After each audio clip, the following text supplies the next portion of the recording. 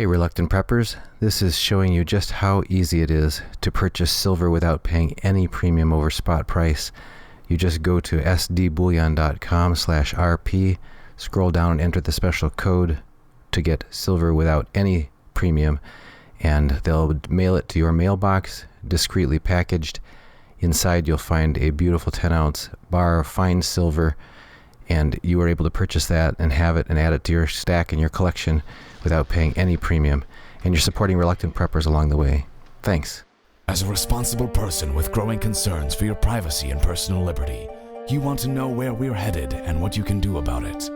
We ask the experts what you need to do to take prudent and responsible action to safeguard your family's wealth and well-being, and what basic first steps will help you to be aware and prepared. ReluctantPreppers.com. Welcome back, Reluctant Preppers. Tonight's guest is a returning guest, John Rubino, very popular on our channel. He runs the dollarcollapse.com website. He is the co-authored with James Turk of The Money Bubble. He's here with us again on Reluctant Preppers to give us his refreshing and always insightful perspective on the markets, everything from the gold market to the financial markets to the debt markets and the political scene. John, thank you for joining us again here on Reluctant Preppers. Hey, Dan, again, good to be back. We love having you on because you always get us thinking about very serious things, but in a very pleasant and upbeat way. You're a very easy guest to listen to, and your insights are quite welcomed by our crowd of listeners. And we wanted to see if you could check in with us first on what the heck is going on with the loss or the abandonment, capitulation, I don't know what you want to call it, of fiscal discipline. There had been talk for decades when different countries would get into dire straits with their debt having grown out of hand, and about austerity measures and that sort of thing, and people having to basically sort of tighten their belts and buckle down and face up to the realities that would otherwise undermine the stability, the sovereignty, and the health of their countries. But what is going on now in this area of near zero interest rates and ballooning debts? Yeah, this is a really strange development, especially based on financial history. We're about 8 years into a recovery now. In other words, the economy has been growing a little bit for quite some time, and we've reached the point where we've got a 4% unemployment rate. Initial jobless claims are at a record low, meaning people aren't being laid off at a very high rate. And interest rates, as you said, are extremely low.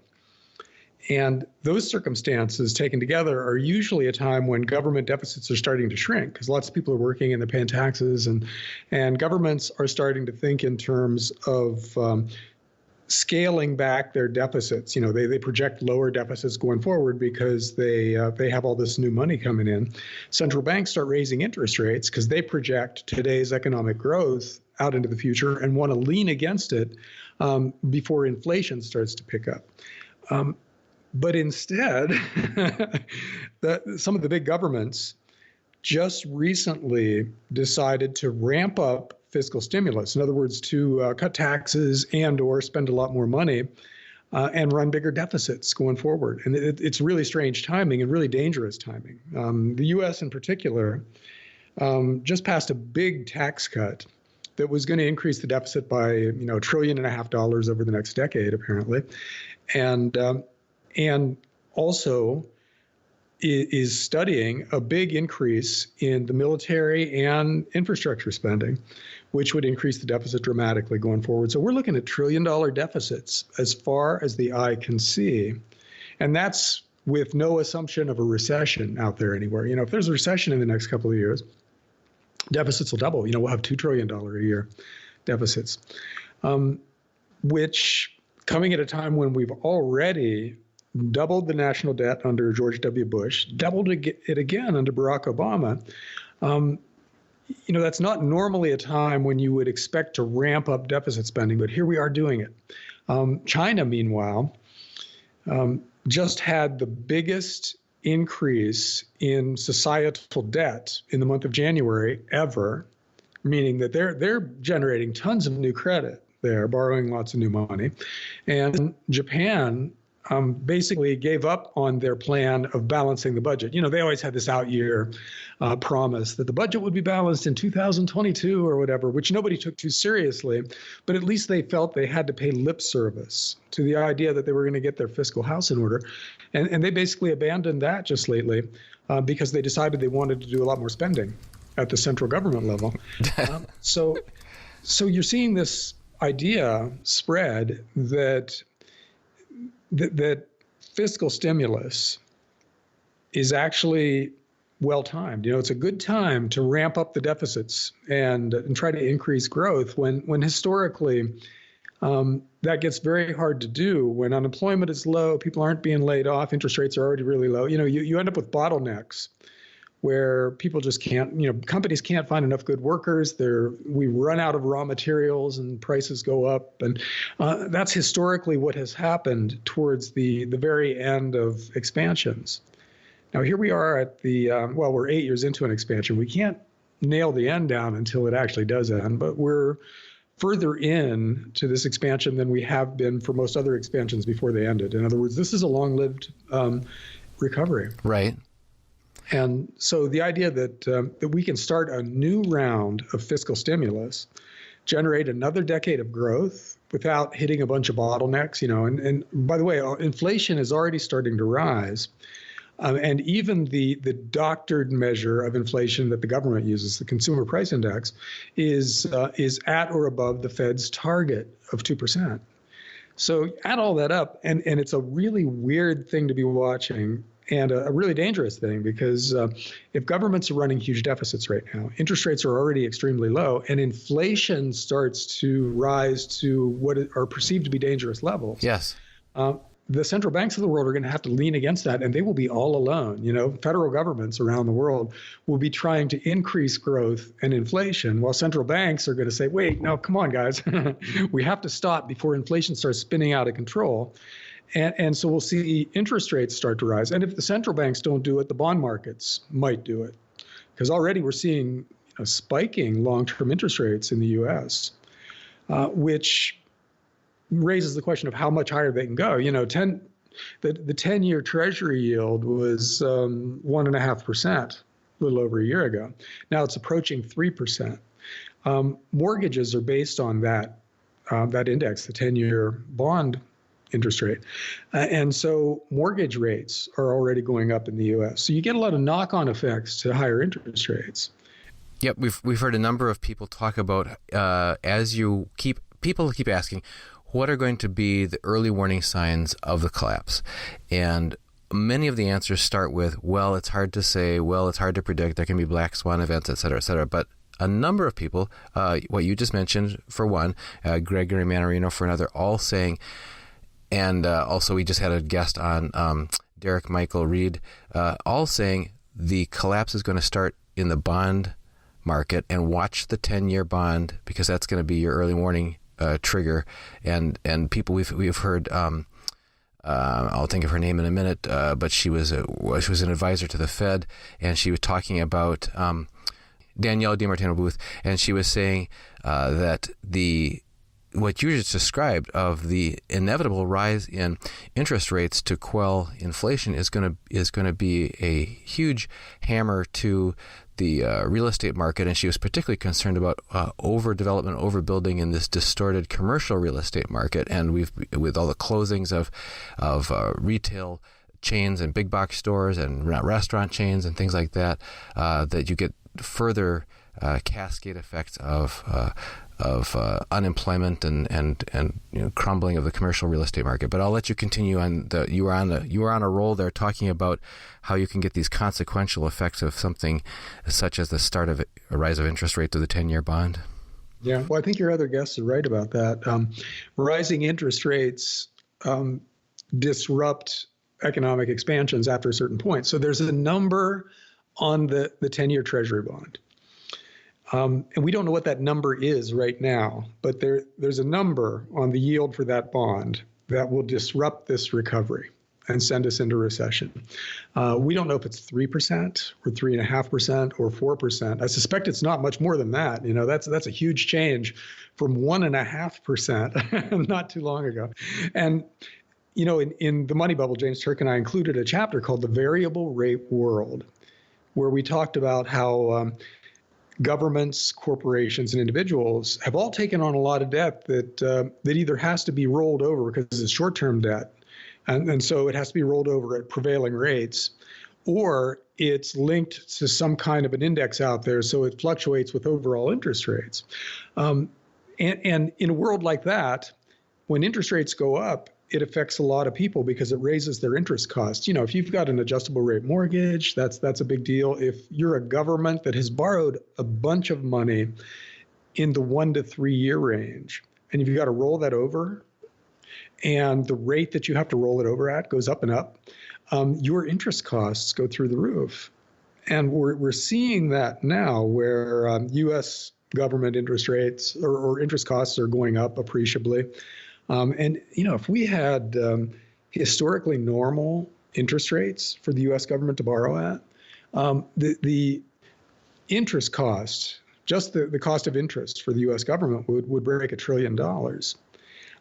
And we would never, ever be able to balance the budget under those circumstances. So there's a lot of, and at the same time, you've got a lot of pension funds out there that are already wildly underfunded. But if their bonds go down in price, which is what happens when interest rates go up, the price of a bond and its yield are reciprocals of each other. They move in opposite directions. Then they would have these really massive capital losses on their bond portfolios that would make them even more underfunded than they are now, and probably affect the stock market. If the stock market goes down because interest rates are going up, then these same pension funds, which are 60% invested in equities on average right now, would also have big capital losses in their stock portfolios. And that could be the epicenter of this whole thing. Interest rates would be the mechanism that causes pension funds to blow up and be the catalyst for the next correction or crisis or depression or whatever it is this next one turns into. So watch Chicago. That's an incredibly badly run pension system that's deeply, deeply underfunded and has no way out. So it's completely possible that in the next financial instrument downturn, in other words, stock and bond bear market, Chicago blows up. Its finances just don't work anymore. And that is the big domino that starts the other dominoes falling. So that's one thing to look for. But there are dozens more done again. So many things could go wrong right now that it's fun to lay them all out and look at what could happen with each one. But it's almost kind of it's more entertainment than it is useful because so many different things can go wrong. It's impossible to predict which one is going to go wrong. And so you don't really get much useful investment advice out of looking at that process. But it is fun. There's just so much that's a mess out there that it's interesting to follow it along and, see what the secondary effects would be. Yeah, and it's eerie and unnatural when you lay out, if you start to lay out all of the major real and present risks that are out there and the things that are just poised to collapse and the houses of cards that have been hollowed out and the demographic inevitable wall that's coming and so on.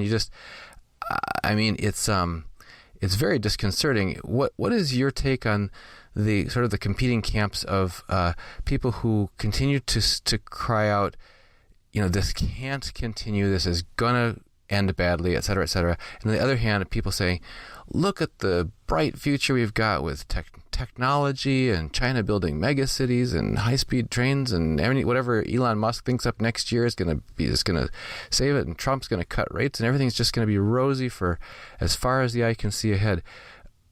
Can you help us have some rational way of understanding those two camps? And if you think they both got an element of the truth, is it that one's going to come first, the other come when you least expect it, or what? Well, in every bubble, and we've had a bunch of bubbles in the past few decades, so we've got a lot of history to draw on here.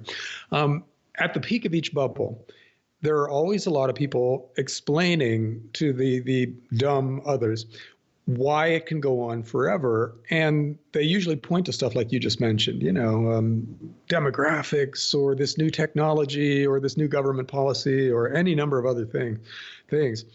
But usually those are the things that got you to this point to begin with. That's what allowed the bubble to blow up. But it's not the thing that will keep the bubble expanding forever. Bubbles don't expand forever because they take prices to unsustainable levels, and people borrow huge amounts of money against those inflated prices, and eventually that bites you, and the bubble bursts. So if you go back through history, go back to the dot-com bubble, you'll see people saying, oh, optical networking this and the internet that, and we can grow forever. And then you look at the housing bubble. Houses go up in price forever, and it's in the government's interest to keep houses going up because home ownership is one of the prime policy goals of the U.S. government, and they'll never let that reverse, and those things didn't last, right? They did reverse. And we still have lots of people living in houses. Tech stocks are still very important in the economy. The internet did change the world. But for 2 years, from the peak of those bubbles, those stocks tanked. And I think we're reaching the same point now where, we've had a nice long run, and there are some really interesting technologies out there, and governments are extremely loose with money right now. But stocks are wildly overvalued by any measure that is based on history. Bonds are even more overvalued based on historical norms, and that they're at the tail end of a 30-some year bull market. How many bull markets have we ever seen that went on for 30-some years? Well, Treasury bonds did that, and now they're close to zero around the world, government bonds. So I think there's a pretty good chance that we're near the end of this bubble's expansion. And it doesn't mean that solar power and regenerative medicine and driverless cars and electric cars, it doesn't mean those things aren't valid and very cool. It just means they won't save us when all this debt blows up. And the fact that we're ramping up the debt, as we talked about earlier, the debt that we're taking on at pretty much every level of every major society kind of implies that we're at the parabolic stage of the process, where everybody just gives up on any sense of self-control and they just do what's easy. They go for the easy money. And that's when it blows up. That happened in 2000. Tech stocks looked overvalued in 1998. And then they doubled between early 1999 and early 2000. You had one big parabolic blow off. Same thing with the housing market. 2006, 2007 took what was already a bubble and basically doubled it in a lot of places in a lot of ways. We might be kind of in that stage now, or maybe we passed through that stage and now we're at the choppy part before it blows up because, the action in the stock market of the last few weeks has been very ominous from the point of view of somebody who's fully invested. Right. If we could turn to a couple of domestic and international questions of the first one being election interference or supposed election interference that's been this many months long ongoing investigation. Is this a case? Because I heard on the news today people proposing that we actually have the federal government step in and take over management of our election process and the polling places and so on. And I thought, oh, here we go again. Another opportunity for federal intrusion in loss of local control and liberty. What's your take on the federal election interference story that's out there? Do you feel that it's a legitimate concern and we need to address it? Do you think it's self-serving because we do the same thing in other countries, or do you feel that it's a big distraction from that's just kind of to undermine the legitimacy of the current regime? Could you give us your take on that?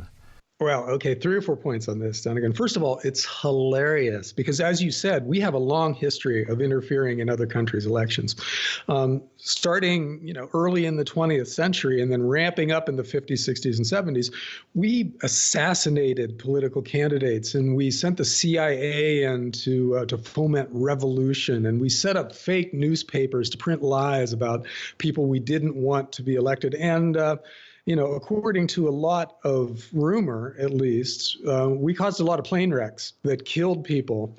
who were parts of governments that we disapproved of, that were willing to stand up to us. And so now somebody's turning around and doing it to us on a very small scale, but we're all up in arms. It's really funny. And I think the rest of the world is probably getting a good laugh out of it, because it's, most Americans aren't taught the history of the CIA and our general interference in other countries around the world. But most of the rest of the world knows about this stuff. So I think they're watching us flail around and finding it humorous.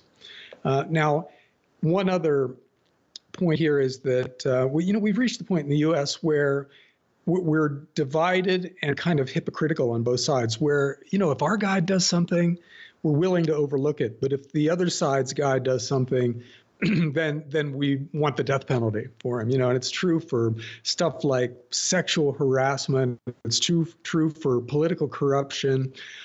And I really do think that if the Russians had intervened to help Hillary against the Republicans this time around, the Democrats wouldn't be saying a word about it, and the Republicans would be the ones who want to go to war with Russia. And I would really, I'd be more comfortable if we were morally consistent, where we held everybody to the same moral standard. But that's not how it works now. And so it's hard to take anything seriously coming out of anybody in this debate, because that if the tables were turned and the whoever they're mad at did something to help them instead of hurt them, they would think it was fine, or they would think it was irrelevant, and would wonder why anybody's even talking about it. Now, as for the government intervening in state election processes, one of the things we've done lately that's really ominous is that we've automated voting, where we've we brought in these voting machines that are basically computers that register your vote, but they don't have a paper trail, so they can be hacked. And hackers know that they're easy to hack. So if everybody's voting on a machine that has no paper trail, no written physical record of how we all voted, then basically whoever has the best hackers is going to win elections from now on. And that probably means incumbents who have the power of the federal government behind them are going to be even more likely to get reelected going forward. So it's a terrible trend, because that means your vote really doesn't count. Now, a lot of people suspect that their vote doesn't count. And the way the Electoral College works, a lot of our votes really don't count. Like, I used to live in New York City, which meant that my vote didn't count because we were going to go Democrat regardless. Then my family moved to Virginia, where it didn't really matter, because the Republicans were going to win the national, or the national Senate and I see. And Congress. When you lived in New York, we said we were going to go Democrat. You mean the vote of that area of the country was going to go? Yeah. The state was going to go Democrat. And so my vote really didn't matter for, Senate or something like that. And then in Virginia, it didn't matter for the opposite reason, because they were going to go Republican. And now I'm in Idaho, which is an extremely red state, where my vote also doesn't matter, because we're going to go Republican no matter what. And a lot of people are frustrated by that, but that's a separate issue. That's not corruption. That's just, a design flaw or a design feature, depending on how you look at it, in the Electoral College. But the people who are frustrated now because they feel like their votes don't count are going to be extremely frustrated when they find out that that their voting machines were basically hacked, and whoever was the best hacker now gets to be the senator this time around. It's a mess coming up, and unless we figure this out in a hurry and go back to either just flat out paper ballots, which, they're messy in their own way, but at least you've got a paper trail there, or electronic voting with some kind of a backup. Maybe the blockchain would be a very useful technology for voting in the future. We'll see. But anyhow, this whole Russian hacking thing is basically a partisan issue. It's not anything that actually means anything, because if you look at how much money the Russian hacker spent, it's a tiny fraction of what Hillary Clinton's campaign spent, okay? And if you look at the stuff they said, a lot of it was ludicrous. So it's highly unlikely that that cost the Democrats the election. They're mad that it happened, but I think it gets in the way of the Democratic Party looking at how they failed, because, the Democrats used to be the voice of working people. And then during the Clinton years and the Obama years, and then Hillary Clinton's time, they shifted to being the party of Wall Street and Silicon Valley. In other words, they like hanging out with rich people because their education levels, usually the big Democrats are extremely well educated. They went to Ivy League schools or something comparable. And so they feel really comfortable hanging with Silicon Valley entrepreneurs or JP Morgan Chase executives.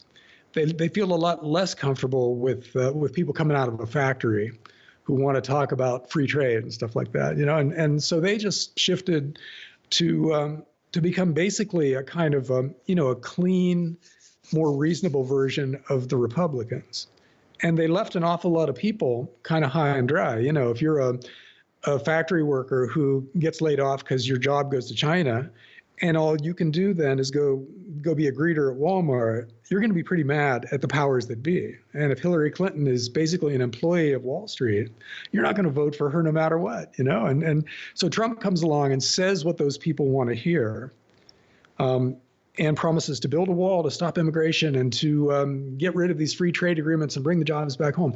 Even if those things are, logistically impossible, or at least really difficult for various reasons, at least that guy is speaking your language. And yeah, he's kind of a buffoon, but at least he seems to care about the things you care about. So you're willing to overlook his personality defects in order to get your job back. And that's the thing the Democrats aren't really recognizing, because they've got this Russian issue that allows them to avoid confronting their own failures.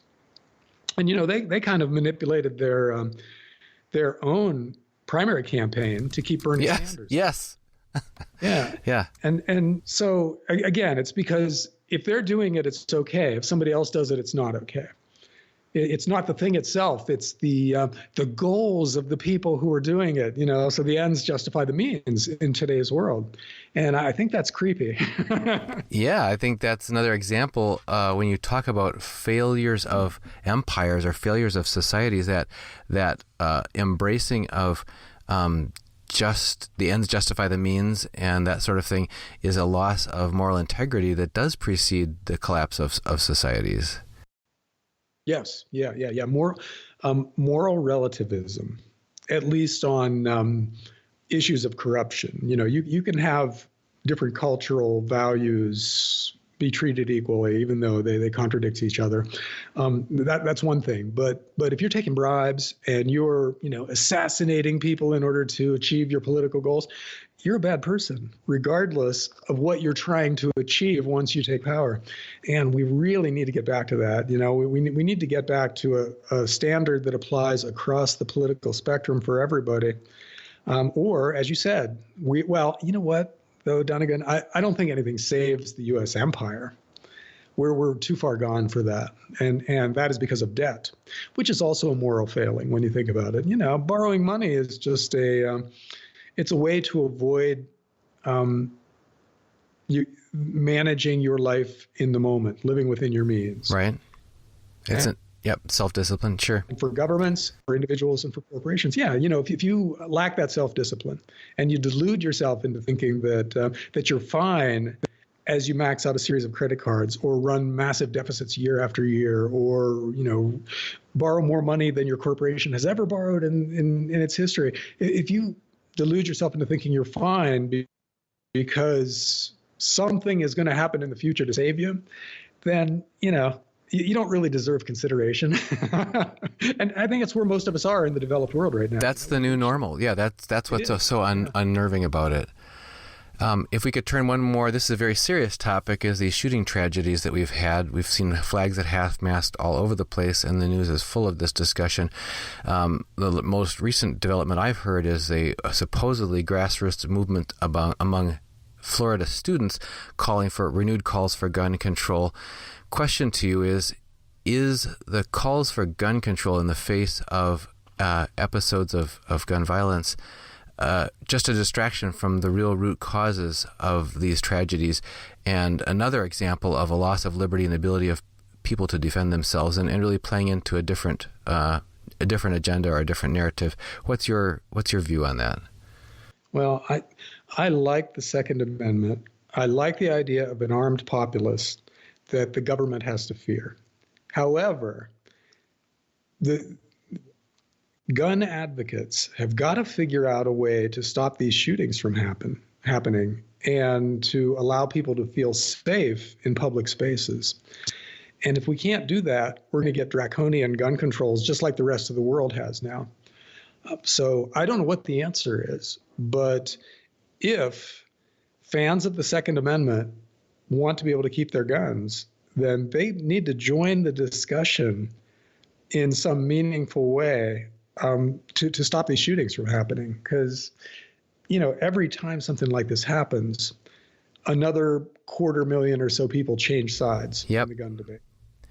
And a counter proposal has been brought forth by people saying, look, these spaces that are posted and declared, gun-free zones are actually defenseless and actually invite the bold and unbalanced people to go take reckless actions there, because they know that, as opposed to, imagine a space in where the cultural norm would be that every school teacher, after going through appropriate background checks and training and so on, would be a concealed carry holder and trained to snuff out the potentially escalating dangerous, active shooter situations or something. I mean, would that change the dynamics in a way that favors the society being able to be orderly rather than have these huge tragedies that blow up with nobody to stop them? Yeah. To take that to its logical extreme, if every one of us was armed at all times, the country would be a safer place, right? Because good guys outnumber bad guys 99-1. And if all of the good guys are armed, the bad guys lose a lot of their power. So I think that's an experiment to try. Take some schools, arm the teachers, see what happens. It's possible that there's unintended consequences where, some teachers lose it every once in a while and start blowing away the kids that won't stop talking. We'd have to see how it all plays out. But I think that's a useful experiment. We should take some schools where that's culturally conceivable, and arm the teachers and see what happens. And if it works, then it's an idea that we can spread, and with variations depending on region and city by city. And if it doesn't work, then we try something else. But we have to try something. The status quo is obviously not working, because these are horrendous things that are happening, and they're happening frequently. It's not just this one. This shooting happened, and then we haven't had one like that in 20 years. It's we had one like that 2 weeks ago in some other city, and then 3 weeks before that there was. So we got to do something. And the National Rifle Association's approach to this is to say no to everything, and that's a really clean political and fundraising position. It makes you very understandable to the people who might give you money and to the politicians who might want to back you. But in the end, it's a losing proposition, because the demographics aren't going your way. Every one of these shootings makes more people want to vote against you. And so they've got to get with it and come up with some positive solutions to this. And if they don't, they're gone. In another 10 years, we will have, gun control will be like gay marriage. It was so far out of the mainstream, it was almost inconceivable. And then 10 years later, it's the law of the land. And that's what will happen. So, it's something really positive has to come out of the pro-gun side to make a compromise palatable and to actually give us some good results. I don't know what that's going to be, but it has to come if we want to avoid, becoming Australia or someplace where they just take all the guns and they put them into a landfill, and that's that. Yeah. Well, Before we let you go, I wanted to ask you, you wrote an article quite recently about gold finding new support, or what's different now. For the longest time, we've had gold kind of trading in a channel where it bounces off a maximum resistance level, and then it sort of bounces off a support level, and it doesn't seem to be going anywhere. And you wrote an article recently saying something looks different now. What are you seeing? Well, yeah, gold has bounced off 1360 4 or 5 times since 2014.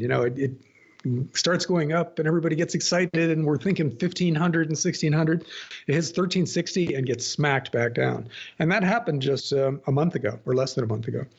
And now it's trending back up. We're at 1346 right now in the spot market.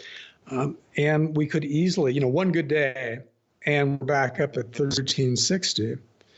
So the question is it going to bounce off of that again and go back down to, 1250 or whatever, or is it going to break through and then shoot right up to the next resistance level, which is in the 1400s? All the gold bugs wish it was the latter. We're all ready for it to take off and go back up to 2000. But we need to get through these resistance levels on the way. And so this time around, the Commitment of Traders report, which is a snapshot of the paper markets, where people are trading futures contracts, is trending towards neutral. It's usually by the time gold gets to 1360, the speculators in the paper market are so long, and so overexcited that that's the mechanism for knocking gold back down. All the speculators start to liquidate because they panic, and then gold drops by $100 or $200 an ounce. So this time, the speculators are trending towards caution, which means that you don't have that. I mean, it's still not great, but it's better than it was last time, which means you don't have this huge overhang of emotional money long gold. And so it's possible that this time the conditions are right. Macro picture for gold is phenomenal. Like we talked about before, inflation is starting to rise and governments are spending money like crazy and everybody else is borrowing money. That's all really good for gold. So if we can get the technicals working in our favor and punch through 1360, then we're going to have a really nice run, or we could have a really nice run. And that's at least conceivable in the next couple of weeks. So it's worth watching. Well, John, you do ongoing research on many of these topics. And if people want to find your work, we already mentioned that you're the founder of dollarcollapse.com.